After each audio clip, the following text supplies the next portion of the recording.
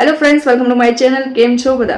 નવા વર્ષના બધાને જય શ્રી કૃષ્ણ અને હેપી ન્યૂ યર. શરૂઆત કરીએ નવા મૂવીથી, નવા રિવ્યૂથી.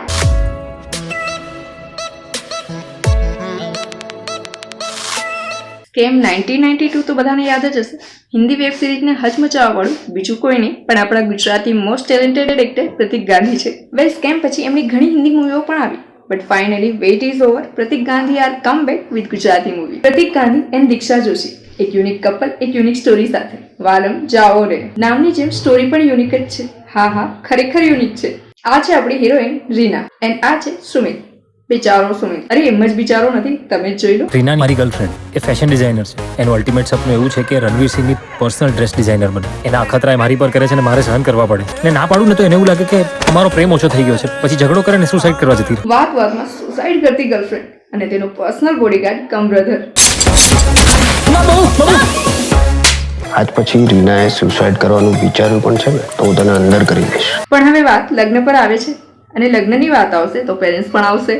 કાલે છે ને પપ્પા એક દિવસ માટે અમેરિકાથી ઇન્ડિયા આવી રહ્યા છે તો લગ્નની વાત કરવા અને પેરેન્ટ્સને મનાવવા અવનવા પેતરાઓ પણ આવશે. નગીનદાસ ગાંધી, સુમિતનો ફાધર. હું સુમિતની મમ્મી.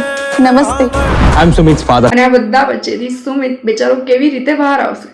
કીધું હતું ને, યુનિક સ્ટોરી છે, એક ફ્રેશ સ્ટોરી. ડાયલોગ્સ અને કોમેડી ટ્રેલર પરથી ખૂબ સારા જોવા મળે છે.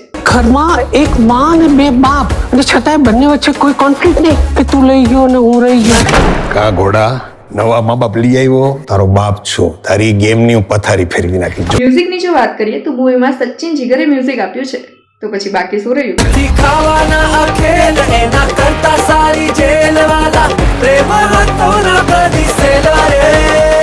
એક્સપિરિયન્સ એક્ટર અને લોટપોટ comedy drama with Sachin Jigar music. New year start કરીએ આ ન્યૂ મૂવી વાલમ જાઓથી. જી હા, આ મૂવી 4 નવેમ્બરથી થિયેટરમાં જોઈ શકાશે. તમને કેવું લાગ્યું ટ્રેલર? પ્રતિક ગાંધીનો જાદુ ફરીથી ચાલશે? જલ્દીથી કમેન્ટ કરીને જણાવો. અને હા, વિડીયોને લાઇક શેર કરવાનું ભૂલશો નહીં. અને આવી જ ન્યૂ અપડેટ માટે ચેનલને સબસ્ક્રાઇબ કરી બેલ આઇકન પ્રેસ કરી દેજો. Bye bye.